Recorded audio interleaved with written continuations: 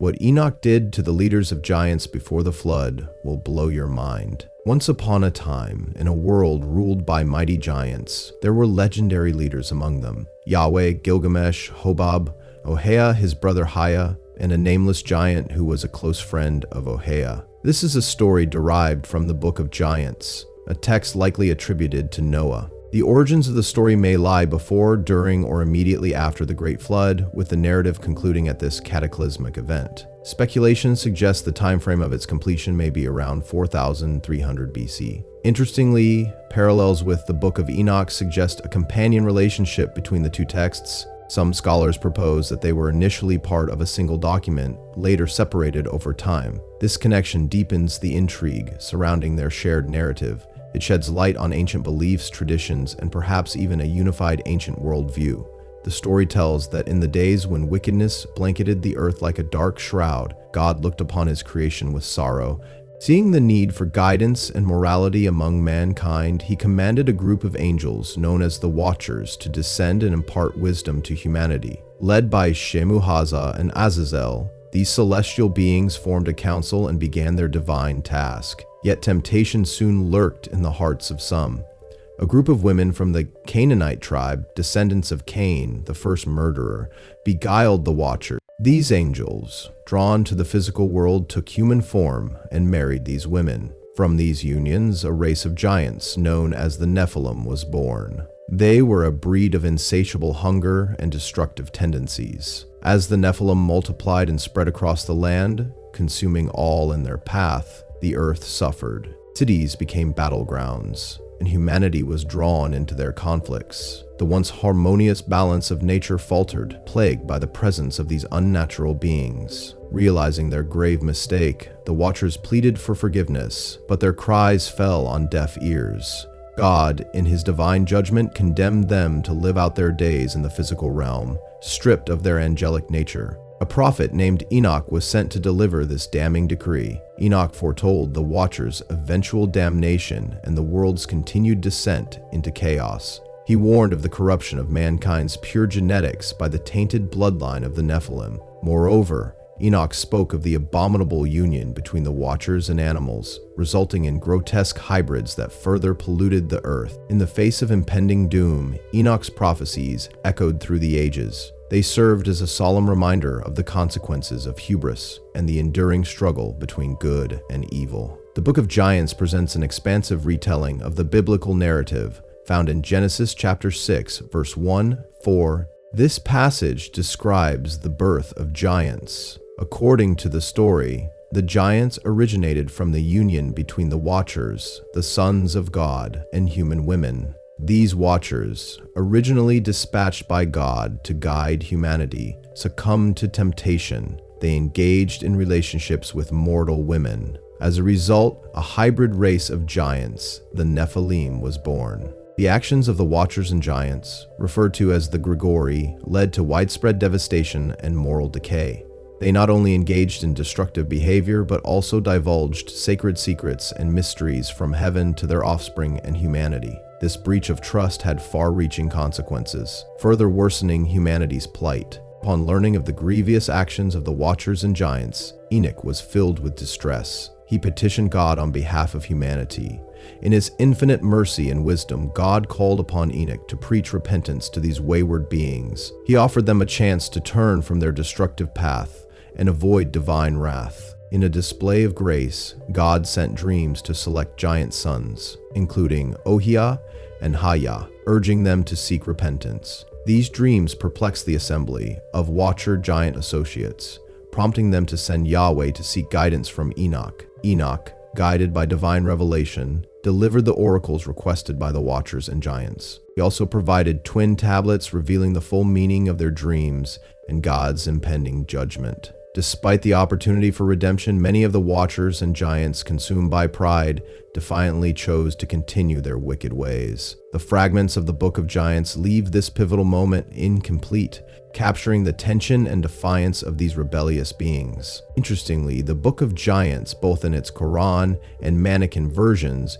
draws parallels between the Sumerian hero Gilgamesh and the monster whom Baba with the Watchers and giants. These parallels add layers of symbolism and mythology to the narrative. On one fateful day, trouble brewed when Hobab, consumed by jealousy, stole the wife of another giant. This act ignited a fierce conflict, plunging the land into war. Even after the main battle subsided, tension lingered near an unnamed river where a skirmish persisted. It was there that Yahweh, mistakenly believing the war still raged, struck down a fellow giant. The news of this deed reached Ohia, son of the angel Shemahaza, and a friend of the fallen giant. Fueled by grief and rage, Ohia swore vengeance upon Yahweh. However, not all the Nephilim supported this vendetta. Some stood by Yahweh, shielding him from Ohia's wrath. In the end, the discord dissolved.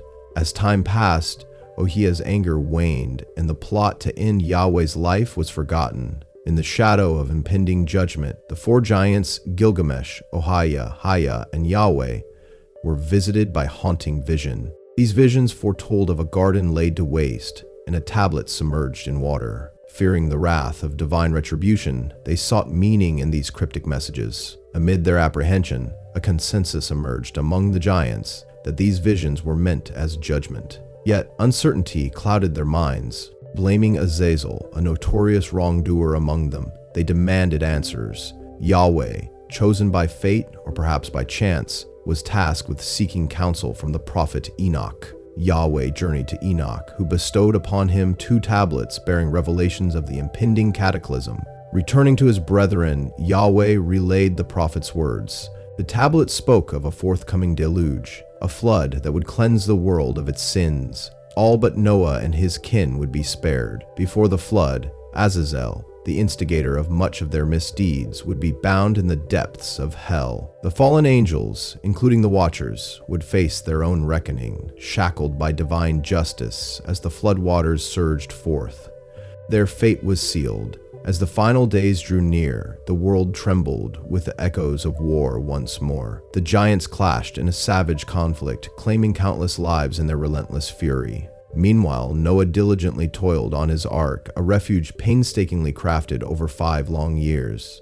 As the floodwaters loomed close, God dispatched angels to bind the fallen Watchers. Their adversaries cunningly eluded capture, delaying the inevitable confrontation with the archangel Michael. However, justice prevailed, and the battle ensued, culminating in the defeat of the fallen angels, with the floodwaters surging forth, consuming all in their path. Life on earth teetered on the brink of extinction. Only those aboard Noah's Ark found sanctuary from the deluge. The rest of creation succumbed to the watery abyss. A few giants defied the tide and managed to survive by swimming amidst the wreckage. Sustaining themselves on the grim bounty of the drowned, they clung to life. Witnessing this defiance, God decreed their end, unleashing the mighty Leviathan to purge the world of their tainted presence. In a fierce struggle, Ohia, the last of his kind, confronted the monstrous beasts and emerged triumphant. Yet, even in victory, Ohia's fate was sealed. As punishment for his defiance, God dispatched another angel to vanquish the last surviving giant. This ensured the eradication of their tainted lineage. A solemn decree echoed through the heavens, consigning the spirits of the giants to wander the earth, perpetuating spiritual harm upon mankind. The rest were condemned to the depths of hell alongside Azazel, forevermore. The discovery of the fragmented Book of Giants among the Dead Sea Scrolls provides a fascinating glimpse into ancient Jewish beliefs. Despite its heavily damaged state, this unique work held significant importance within the Essene Jewish sect. This importance is evidenced by the multitude of copies found among the scrolls. Interestingly, the Book of Giants extends beyond the confines of Qumran,